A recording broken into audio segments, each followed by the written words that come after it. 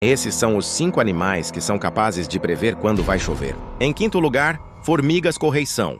Quando está prestes a chover, essas formigas abandonam suas colônias carregando seus ovos para áreas altas que não serão alagadas. E detalhe, elas destroem tudo que atravessam o seu caminho.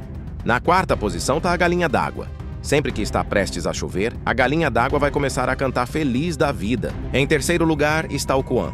Sempre que você ouvir esse falcão cantando, pode ter certeza que a água vai cair. O nosso grande herói sapo cururu ocupa a segunda posição. Sempre quando vai iniciar a época de chuva, esse galã canta mais que o Gustavo Lima. E em primeiríssimo lugar estão as cigarras.